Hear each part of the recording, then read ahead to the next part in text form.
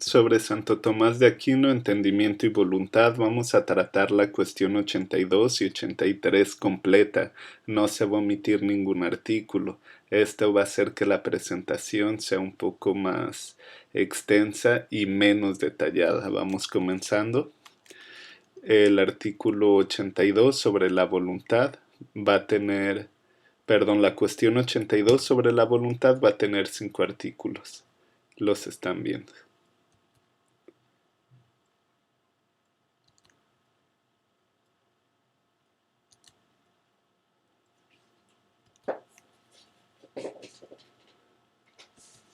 Bien, veamos el primer artículo.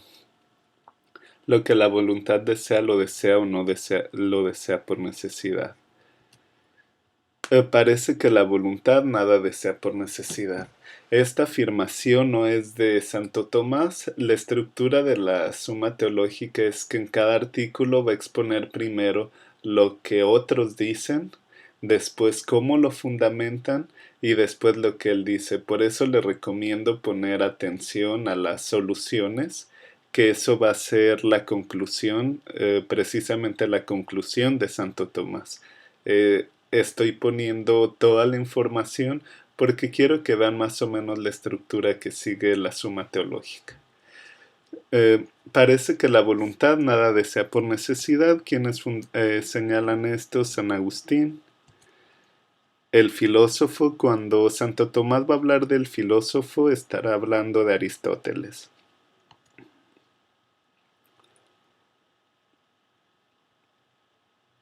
Bien, estas son las afirmaciones que apoyan que la voluntad nada desea por necesidad. Veamos la solución de Santo Tomás. Va a decir que las necesidades tienen múltiples acepciones. Necesario es lo que no puede ser, menos de no ser. Cuando hay un principio extrínseco o un bien final, y cuando se ejerce coacción. Santo Tomás va a decir que en el segundo tipo de necesidad, cuando se trata de un fin último y esencial al hombre, la voluntad se va a adherir a ese deseo necesariamente. Y no olvidar que por bienaventuranza de Dios el hombre tiende al bien. De esta manera, lo que la voluntad desea lo va a desear por necesidad. Sin embargo, a lo que dice San Agustín, eh, sí, lo va a desear por necesidad, pero no estará determinado el hombre por esa necesidad. Respecto a lo que dice Aristóteles, va a decir que esa voluntad no estará determinada, pero se va a acercar a ese bien intelectivamente. Y respecto a la última objeción, señala que el hombre no elige un fin, sino lo que lleva al fin último. Lo que la voluntad quiere, sea lo que sea, lo quiere o no lo quiere por necesidad. ¿Qué dicen los demás? Parece que lo que quiere la voluntad lo quiere por necesidad. Esta es la primera razón.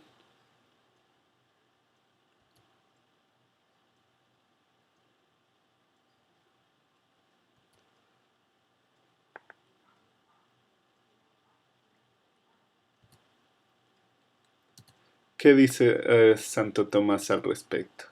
Dice que por la voluntad se peca y se vive rectamente. Por la voluntad se pueden tomar estos dos caminos, dos opciones. Por lo tanto, no es necesario todo lo que la voluntad desea. Hay bienes que no conducen necesariamente a la felicidad y a la realización. Aquí lo que expresa Santo Tomás: muchas veces se hace de un fin un medio. Por ejemplo, cuando alguien necesita un carro, el carro pues va a ser un medio de transporte, pero cuando pone su felicidad en la posesión de ese medio, se está haciendo de ese medio un fin, y realmente no es tan necesario. El ejemplo puede ser un poco burdo, pero quiero expresar ese movimiento cuando le das el carácter de finalidad a lo que es simplemente un medio. Por eso responde a estas objeciones. Eh, el bien es múltiple y a veces muy concreto, como el ejemplo que poníamos. El motor causa movimiento cuando su potencia es mayor que lo movido, es decir, el objeto de deseo va a mover a la voluntad cuando valga la pena, cuando tenga la suficiente potencia. Y finalmente va a señalar que la voluntad puede ser eh, movida por diversos objetos aprendidos intelectivamente, y la voluntad va a tener que elegir, y el renunciar a uno se va a ver que no era necesario. El tercer artículo, la voluntad es o no es una potencia más digna que el entendimiento. ¿Qué dicen los demás? Parece que la voluntad es más digna que el entendimiento.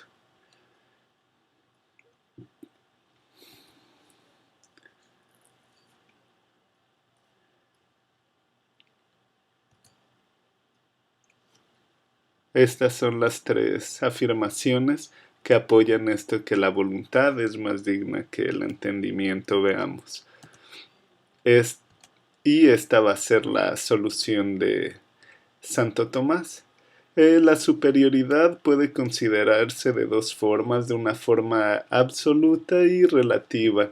Hablando en términos de absoluto, el entendimiento va a ser superior a la voluntad porque tiende al bien mismo, al conocimiento de Dios. El bien mismo va a ser lo más simple y abstracto. Al tener un objeto superior, va a ser superior.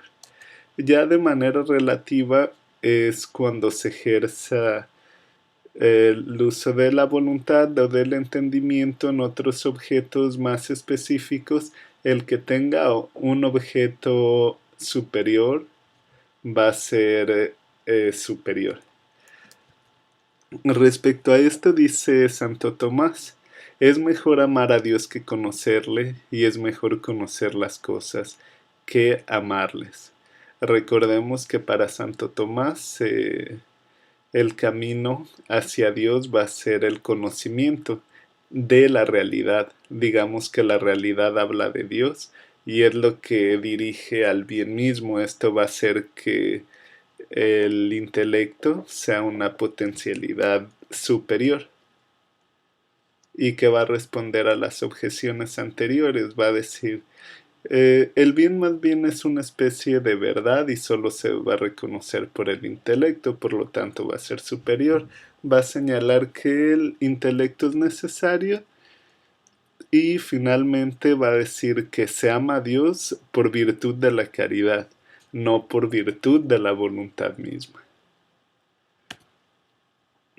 El artículo cuarto. La voluntad impulsa o no impulsa al entendimiento. ¿Qué van a decir los demás? Parece que la voluntad no impulsa el entendimiento por estas razones.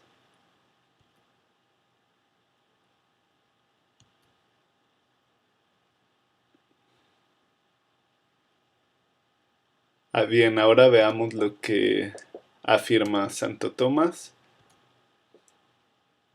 Santo Tomás va a decir que el movimiento se ocasiona o la influencia se ejerce de dos maneras. Uno, modo de fin. El entendimiento mueve a la voluntad cuando se entiende que algo es bueno, se quiere. Y la otra forma es a modo de causa eficiente. Digamos, así como la voluntad mueve el alma, la voluntad también lleva al entendimiento. Santo Tomás también señala que esta segunda forma de ejercer influencia es lo que mueve las potencialidades del alma como causa eficiente. Eh, Poniendo un ejemplo de causa eficiente, digamos que intelectivamente se busca el bien y la voluntad va a seducir al intelecto para que recurra al bien. digamos que la seducción va a ser un ejemplo quizá no idéntico, pero sí va a hacer referencia a lo que es una causa eficiente. Digamos que en este tipo de influencia la voluntad va a atraer al entendimiento. Y en este tipo de influencia pues se resuelven todas las objeciones anteriores. Se decía que el entendimiento es anterior, sí, pero es seducido por la voluntad misma. También se decía que el entendimiento mueve a la voluntad, sí, pero el entendimiento también es atraído por la voluntad. Y finalmente, digamos que es un movimiento en la misma dirección, no puede haber como un ciclo un ciclo de influencias entre el entendimiento influencia la voluntad al entendimiento y así se va a seguir indefinidamente, no porque van en el mismo sentido.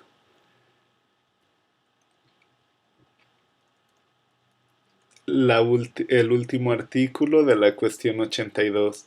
Lo irascible y lo concupiscible deben o no deben distinguirse del apetito superior que es la voluntad.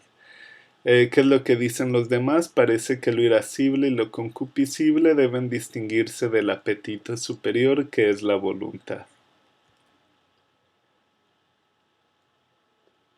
Una razón es que uno puede airarse, tomar ira en contra de los vicios del mal.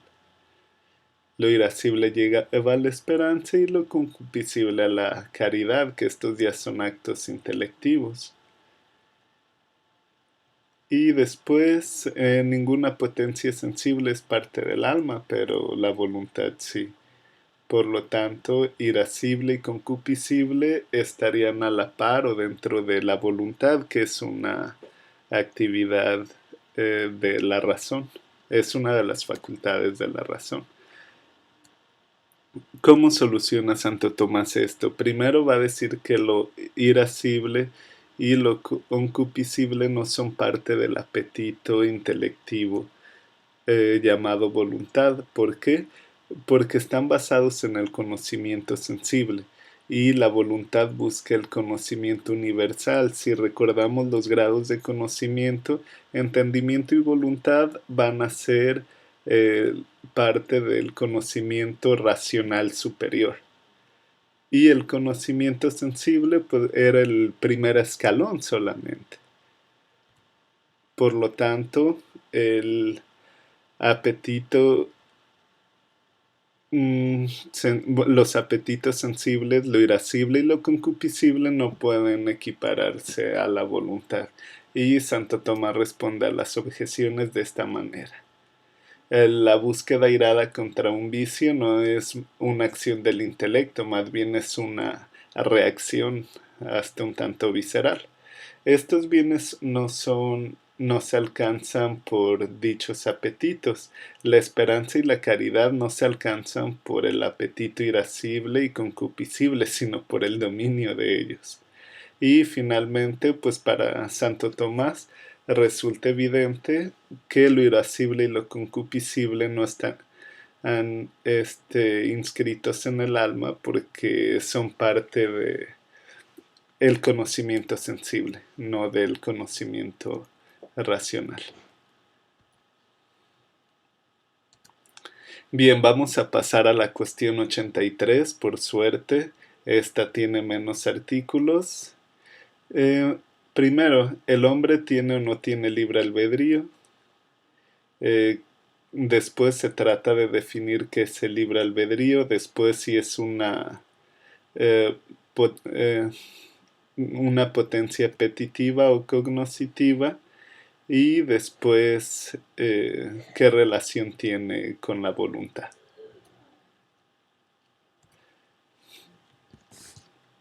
El artículo 1. El hombre tiene o no tiene libre albedrío, por lo que dicen los demás, el hombre no tiene.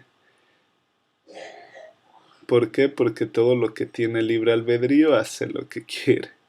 El tiempo, perdón, el hombre tiende a hacer cosas que realmente no quiere. Y otro es que Dios mueve la voluntad y el hombre no traza sus propios caminos. Esto es tomado de Jeremías. Digamos que estas 4 afirmaciones sustentan que el hombre no tiene libre albedrío. ¿Cuál es la solución de Santo Tomás? Bien, pues Santo Tomás va a decir que el hombre sí tiene libre albedrío, por eso son útiles los consejos, exhortaciones, preceptos, todas esas cosas. De otra forma, pues serían en vano, no servirían de nada. Y también dice que el hombre obra con juicio por su facultad cognoscitiva, le ayuda a conocer lo que debe buscar y lo que debe evitar. Digamos que según Santo Tomás el hombre sí tiene libre albedrío porque puede usar su razón para encontrar lo que hacia dónde debe dirigirse. Y va a responder a las objeciones anteriores diciendo, el hombre puede oponerse aunque hay cosas que salgan de su alcance. Y después hay bienes que el hombre alcanza solo con ayuda de Dios. Esto porque hace la afirmación de que el hombre quiere algo que hace, lo que no quiere lo toma de San Pablo. Y digamos dones, virtudes como la caridad, se van a alcanzar solo con la ayuda de Dios. Y finalmente esto de que Dios mueve la voluntad y que traza los caminos del hombre, va a decir que el libre albedrío es causa de todo movimiento, pero no será la causa primera de lo que le suceda al hombre.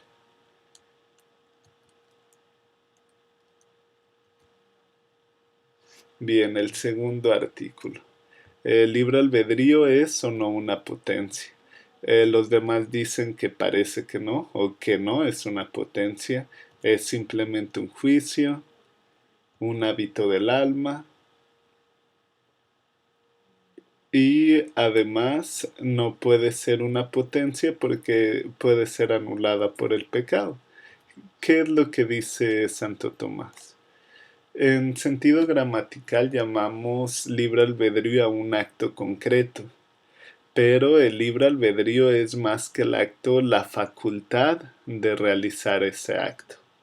Digamos que el libre albedrío no es el juicio, sino la facultad de realizar ese juicio. En este sentido, sí va a ser una potencialidad. ¿Por qué? Porque va a ser la posibilidad de elegir libremente. ¿Y cómo va a responder a las objeciones anteriores? A quien decía que no es más que un juicio, este acto requiere una potencia. El acto del juicio va a requerir la facultad que va a ser el libre albedrío. Después, que el libre albedrío es un hábito del alma, va a decir la potencia hace que el hombre pueda obrar. El hábito hace que lo haga bien o mal. Digamos que la facultad es independiente a la forma en la que obra el hombre y es lo que está determinado por el hábito, no si se tiene o no se tiene la voluntad. Digamos que el hombre puede jugar algún deporte, se tiene esa facultad, pero hacerlo bien o mal es lo que depende del hábito. No por el hábito se va a tener la facultad de jugar. Y finalmente el hombre no pierde la posibilidad, sino que se atrofia por la culpa, digamos. En esta objeción implica que el pecado anula la libertad. Digamos que más bien la atrofia. Por ejemplo, podemos poner la vergüenza cuando el pecado es descubierto. Si recuerdan la historia del rey David, cuando el profeta Natán hace público su pecado de donde intencionalmente mata a Urias para quedarse con su esposa, pues la culpa congela un poco a David y lo va moviendo. Esto no quiere decir que David pierda su libertad, más bien que se atrofia por la culpa. El artículo tercero es: el libre albedrío es o no es una potencia apetitiva. ¿Qué dicen los demás? Parece que el libre albedrío no es una potencia apetitiva, sino cognitiva, porque acompaña estrechamente a la razón, porque es como hacer un juicio libre, y porque es una elección que pertenece al conocimiento. Pero ¿qué solución propone este Santo Tomás? Santo Tomás va a decir que la facultad cognitiva y apetitiva, digamos que las dos facultades superiores racionales van a juntarse en la libertad. ¿Por qué? Porque se trata de un apetito intelectivo llamado elección al deseo pendiente de un consejo. Digamos que aquí no va a bastar conocer qué es bueno. El libre albedrío va a implicar conocer lo bueno y querer lo bueno. El intelecto y el querer, la tendencia apetitiva, y cómo va a responder a las objeciones anteriores. Eh, la acción libre no depende del conocimiento. Podemos conocer, saber lo que es bueno, sin embargo, no quererlo, no dirigirnos a eso. Después, el juicio racional es la aceptación del apetito. Digamos, se da primero el juicio y después viene la aceptación, que es también necesario. Y finalmente, el conocimiento es propio de la razón, pero implicando sus dos facultades, intelectiva y evolutiva. Por lo tanto, si los demás dicen parece que el libre albedrío no es una potencia apetitiva sino cognitiva, Santo Tomás va a decir que es una potencia apetitiva porque implica la voluntad y cognitiva porque implica el intelecto. Veamos ahora sí el último artículo. ¿El libre albedrío es o no es una potencia distinta de la voluntad? ¿Qué dicen los demás? Parece que el libre albedrío es una potencia distinta de la voluntad.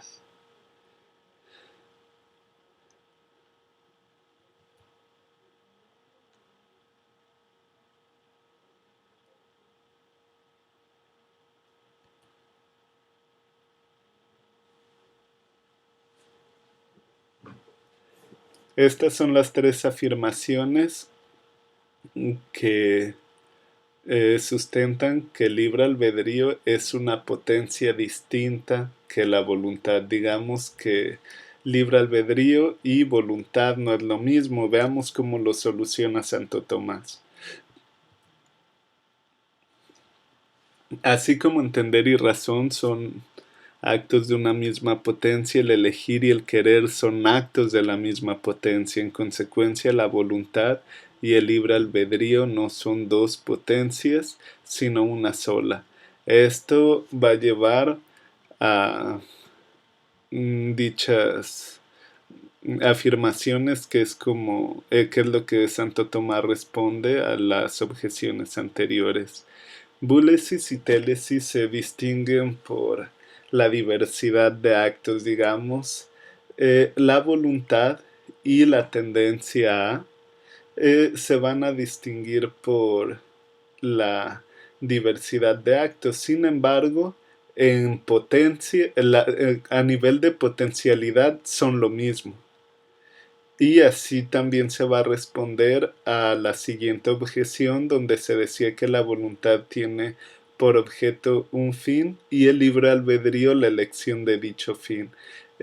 Las dos son parte de la posibilidad que tiene el hombre de tender al bien. Digamos, son parte de la misma facultad.